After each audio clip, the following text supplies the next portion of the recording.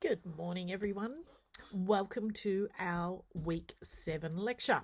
So, we're looking at curriculum approaches part 2 this week. We're focusing on the idea of our developmental domains, our mandatory curriculum, looking at our project based curriculum and our play based curriculum. So, let's get into our first one, which is our developmental domains. So, you know that our domains are our physical domain, emotional and personal domain, social domain, spiritual and creative, and of course, our cognitive and language domain. So each of those domains have aspects to them that we expect to be demonstrated at different points in time. So what we have is typical development levels within different year levels. And sorry, not year levels, but actual age groups. Now, these are typical development, so you may find some students develop much faster, some students develop much slower, and some have incremental growth, but it's just at a different pace to some of the others. So you'll be able to find checklists that are like this, and they talk about what a typical 4-year-old would be able to do, what a typical 2-year-old would be able to do, and so on. So this is what you can use to start basing some of your planning around. So if you're working in a kindy, we know that most 4-year-olds, they can probably stand on their foot for 10 seconds or longer. Most of them will be able to print some letters. Most of them will be able to speak sentences of more than 5 words. It's not that you tick off and say, this is what I want them to do, but it's a case of what are the things that they are typically able to do and which ones are the children who are working within those typical ranges and who is well out of them. When they're well out of the typical range, either side, well below or well above, then we can look at what further steps we need to take. Do we need to investigate for particular issues of some sort? Do we need to get them tested further? Do we need to seek support from other professionals and so on? There's a number of developmental checklists that are available that give you these guidelines. ASEQA has some that are available through their EYLF and NQS standards. So you've got your clear developmental milestones. They're not as specific as some others that you can find, but you need to make sure that you're not looking at developmental milestones that are well out of the range of what we expect in Australia. I found the US has some excellent ones, and so their CDC developmental milestones map quite nicely with our Australian ones, and they're a little bit more specific. So I've given the websites for both of those. These are fantastic to have a look at both of those sites when you're thinking about your planning for your second assignment, which is where you need to plan for 3-year-olds. So having a look at what they're able to do at 3 years old gives you some good ideas of different activities that you might be able to plan for them. So that's our first curriculum approach that you might use, is looking at your developmental domains. Your next curriculum approach is the mandatory approach. Now, in our WA schools, we have to follow, and I will use the word have to, as part of being accredited for being a school, you have to follow the curriculum of the state. And those states are all based around our Australian curriculum.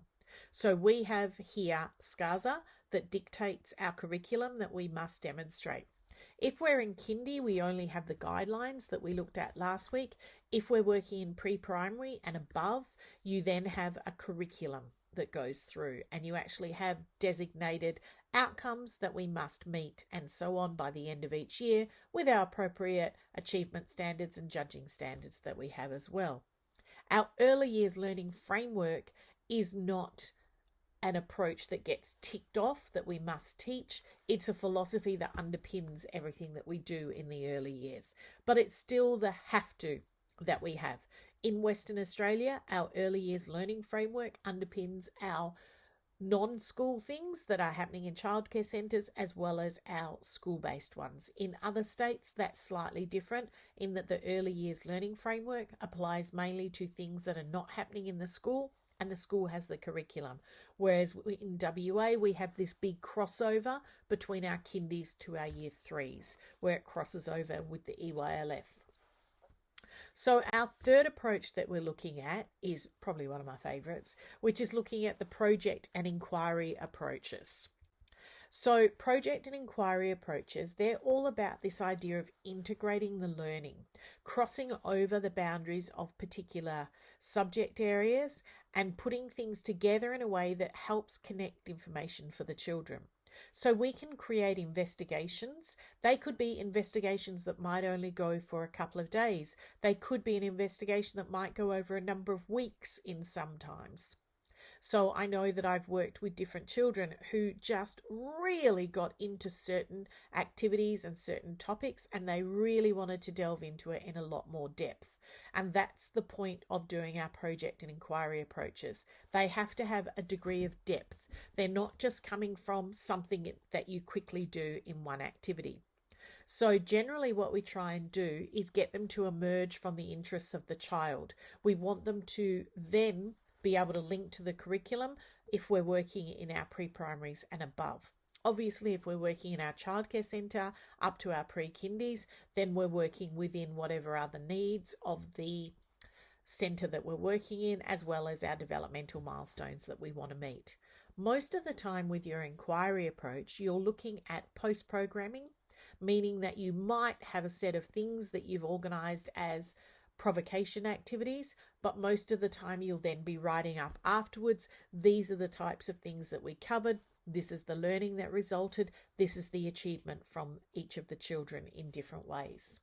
So you must be very skilled at understanding your overall goal for the term, the semester, or the year, and then working out how you're going to set those provocations. It's not saying that they completely are student-led and no intervention from the teacher. It's very much based around taking the work that the children have and actually expanding it to include lots of explicit teaching elements in there. Our phases of inquiry that we take the children through. The first phase is generally where we choose our project. We might develop some type of big mind map of some sort. We look at what the children already know. We might construct a KWL chart. We come up with lots and lots of questions. We then move on to our next phase of inquiry, which is where we're looking at research. And that research might not be research that we think of it as researching on the internet. It might be that the children are conducting a number of research elements that involve lots of hands-on investigations. We're doing lots of observational drawings, and this fills in a lot of the ideas that you may have read about with the Reggio Emilia, where we're looking at how the child represents their knowledge in lots of different ways. And again, we're coming up with lots of the I wonder questions. Our third phase is all about how the children represent what they know and what they've learnt, and how they go through a process of sharing their project. Now, in all of these, the teacher sits to the side and guides the children through. It's not a case of the children just playing. It's a case of the educator has very specific needs and has very specific ideas about what they want the children to know at each point within that teaching and learning process. So one of the main inquiry project-based approaches that you will see being done in a lot of our schools is the Walker approach, or Walker Learning, or Kathy Walker is the wonderful lady who came up with this approach.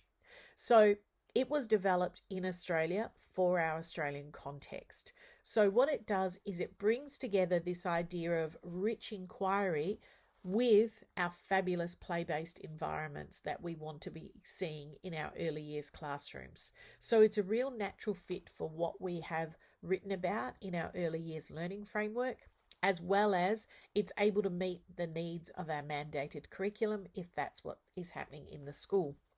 So if we look at some of the keys to success for Walker Learning, and each of the links are available in your slides. So it's about teaching them skills for life and skills for curriculum. Again, there is some very clear intentional teaching times that are part of all of these inquiry process. Oftentimes when you see inquiry or project-based learning, they say, oh, we draw from the children. Absolutely. What the Walker approach says is we draw from the children, but we also look at what needs to be covered as part of the curriculum, as part of what the children need to be able to have success in that inquiry. So we've got those two elements being developed, the skills for life as well as the skills for curriculum. So if we have a look at the core philosophies behind it, what we have is a couple of books that Kathy Walker is part of. So you've got Early Childhood Play Matters and Engagement Matters, and she's written a couple of other books and articles as well. So they're fantastic things to be able to read and access. Each of them can be purchased as paper-based books. I'm not sure if they're available in digital. I've got a couple of her earlier ones in paper form as well. So make sure, if this is something you're interested in, there's a number of professional learning events that you're able to go to each year. So there are Walker accredited trainers based in WA who run a variety of different professional events for you. So if you have a look, you'll see these types of lattices, and you'll see these beautifully arranged, what they're called provocations. So the Walker Learning Approach, it's an Australian designed teaching and learning approach, meaning it's based around the pedagogy. So it uses an action research model and makes sure that we have lots of good psych and biology along with our pedagogical platforms, which has our cultural and environmental influences guiding them in different ways. So if you get the chance, explore this in a few more details and have a look at her website as well as some of the books. This is a little bit more about the key guiding principles. All teaching is intentional. Not all children are ready to learn the same thing at the same time. That their development is used as the basis for guiding the practices. That we make sure that we're relying on intrinsic motivation, not extrinsic. And that child development is used as the basis for our guiding practices. So what we've got coming up next is a little video which is from one of our morning shows explaining what the Walker Learning. Now, all this week, the Circle is looking at schools that are going above and beyond the standard ways of teaching and trying new ways of getting kids to love learning. Today, our mate George McEncrow checks out a program developed by renowned educationalist Kathy Walker. It's fascinating. Have a look. This may look like unstructured, chaotic play, but these children are all working on a very special investigation project, and they all have lots of one-on-one time with their teachers. The Walker Learning Approach is about personalised learning.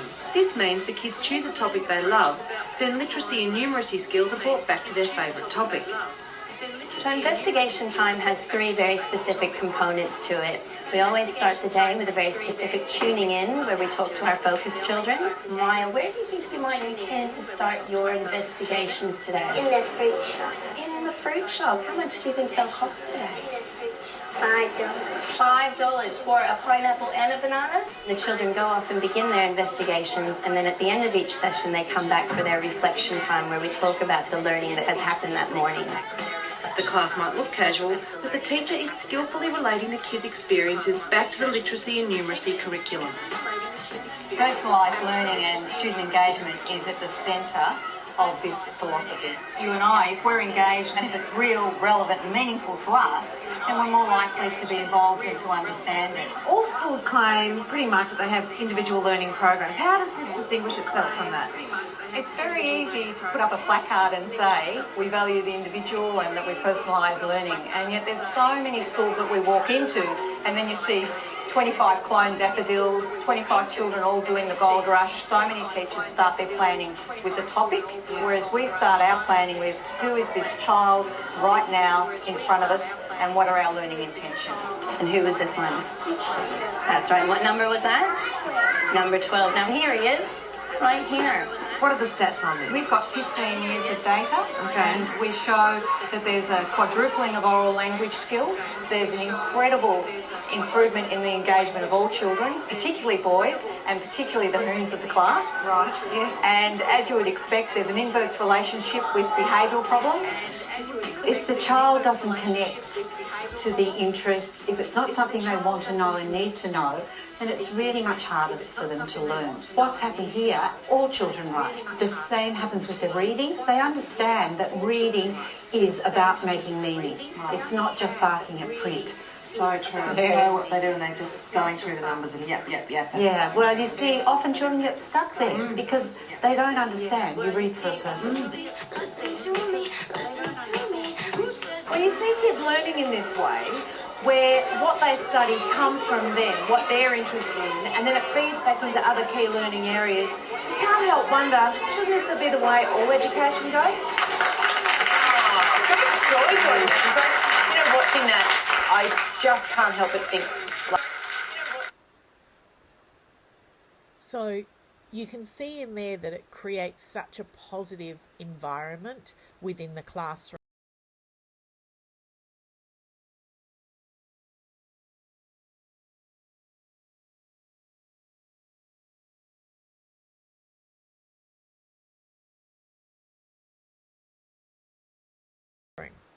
So let's have a look at our play-based approaches. So the Walker approach is a particular way that uses play at the core, but it has intentional teaching and it has a philosophy and a process that maps to it.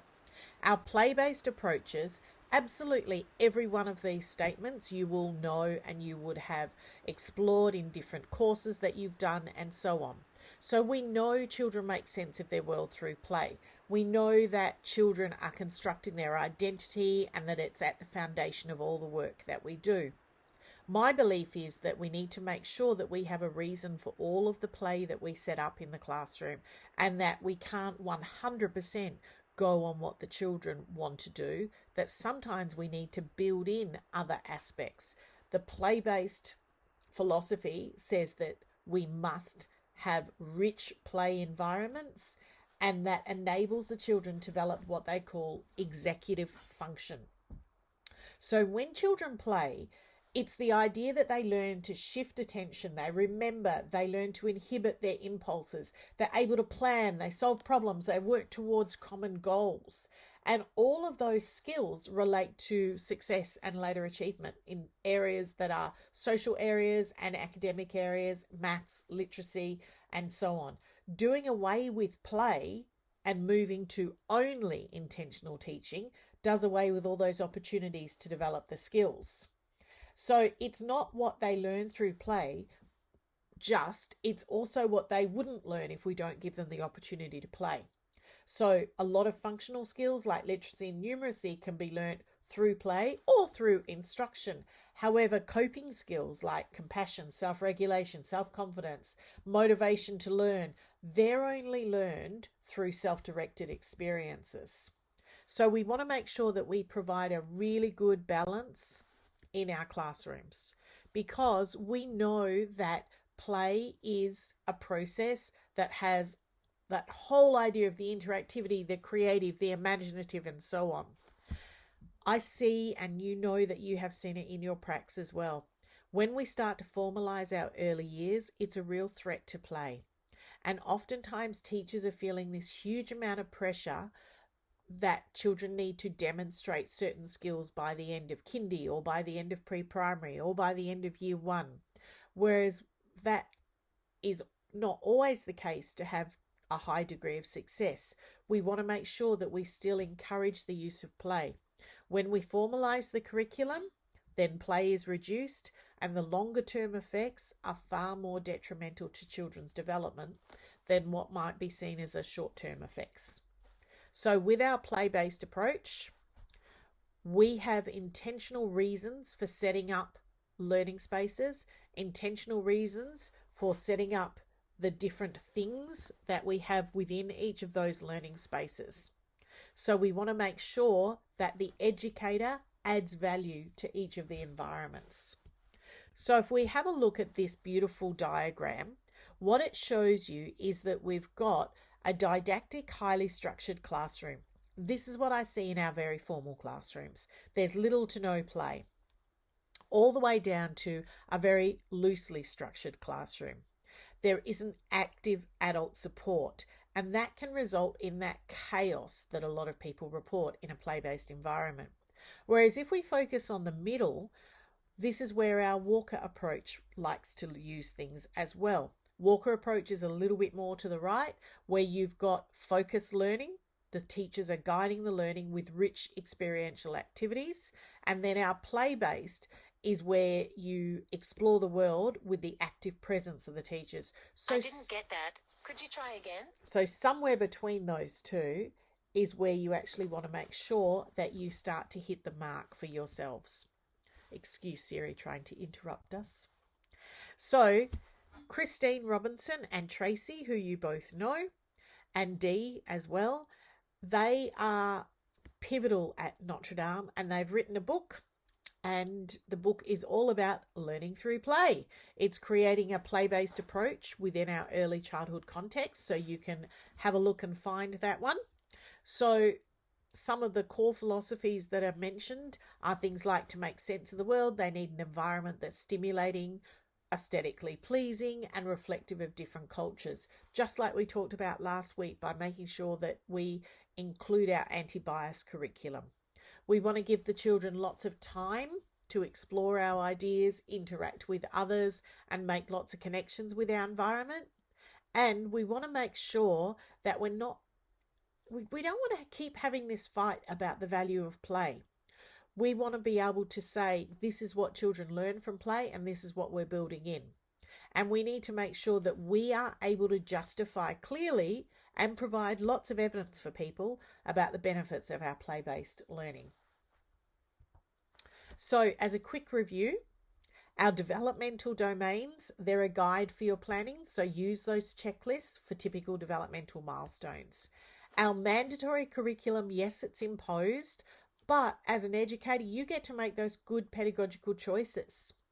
Our project-based learning, Kathy Walker is the process that you will often see advocated in a lot of our schools, and I love the way that she talks about intentional teaching, but within the student-led investigations. And we know that our play-based learning, it's at the core of all of our planning and teaching in the early years. So we want to make sure that we don't let it be diluted by pressure from others to say that we have to have more formalized classrooms. So in our tutorial this week, we're looking at social and emotional development, and we're looking at our play-based Kathy Walker and mandatory approaches in a bit more detail. And we're going to have a little beginning of a chat about assignment 2 and what you need to think about for planning for 3-year-olds. Thanks everyone. Bit of a shorter one today. All right. Hopefully you find it useful, and I'll see you in class and the tutorials. Bye.